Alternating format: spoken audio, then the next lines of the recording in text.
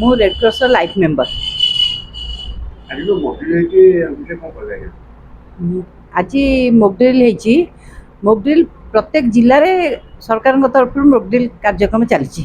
କାହିଁକିନା ଆମର ଯେଉଁ ଭାରତ ପାକିସ୍ତାନର ଯୁଦ୍ଧ ଡାକରା ଯେଉଁ ଆସିଯାଇଛି, ସେ ଯୁଦ୍ଧ ଡାକରା ପାଇଁ ମୋକଡ୍ରିଲ୍ର କାର୍ଯ୍ୟକ୍ରମ ହେଇଛି।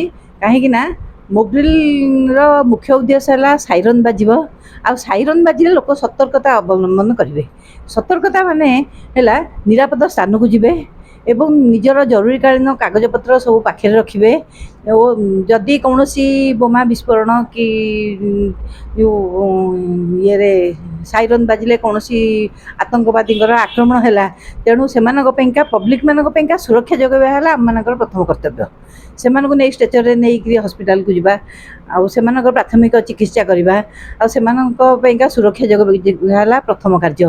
ଦ୍ୱିତୀୟ କଥା ହେଲା ଯେତେବେଳେ ସାଇରନ୍ ବାଜିବ ବା ଯୁଦ୍ଧ କ୍ଷେତ୍ରକୁ ପାକିସ୍ତାନ ଭାରତ ଭିତରେ ଯୁଦ୍ଧ ଆରମ୍ଭ ହେଲା, ତେଣୁ ଆମର ପ୍ରଥମ କାମ ହେଲା ଆମ ଏରିଆକୁ ଆଗ ଅନ୍ଧାର କରିଦେବା, ଇନଭର୍ଟର ବନ୍ଦ କରିଦେବା। ସେମାନେ ଜାଣିପାରିବେନି ଯେ ଏ ଏରିଆରେ ଜନବସତି ଅଛି। ତେଣୁ ଜନବସତି ଆସିଲେ ସେମାନେ କ୍ଷେପଣାସ୍ତ୍ର କି ବୋମା ଏଇ ଟାଇପ୍ର ଜିନିଷ ପକାଇକି ସେମାନେ ମୁଖରେ ପହଞ୍ଚି ପାରନ୍ତି, ମାନେ ଧ୍ୱଂସ କରିପାରନ୍ତି। କିନ୍ତୁ ସେଥିପାଇଁ ଆମେ ପ୍ରଥମେ ସତର୍କତା ଅବଲମ୍ବନ କରିବା। ପ୍ରଥମେ ହେଲା ଲାଇଟ୍ କନେକ୍ସନ୍ କାଟିଦେବା, ପ୍ରଥମ କଥା ହେଲା। ଦ୍ୱିତୀୟ ହେଲା ଘରେ ପାଣିର ବ୍ୟବସ୍ଥା ରଖିଥିବା, ଖାଇବା ପିଇବା ପାଇଁ ବ୍ୟବସ୍ଥା ରଖିଥିବା, ଜରୁରୀ କାଗଜପତ୍ର ପାଖରେ ରଖିଥିବା।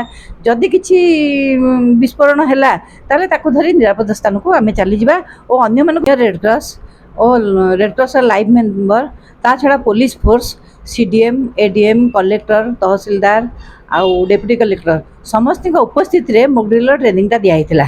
ଆଉ ମୋକଡ୍ରିଲ୍ ଟ୍ରେନିଂ ସମୟରେ ଆମକୁ ସଚେତନ ସବୁଥିରେ କରାଯାଇଥିଲା ଯେ ସମସ୍ତଙ୍କର ସୁରକ୍ଷା ଦାୟିତ୍ୱ। ତେଣୁ ସେହି ସୁରକ୍ଷା ଦାୟିତ୍ୱ ଉପରେ ଆମେ ଟ୍ରେନିଂ ନେଇଥିଲୁ।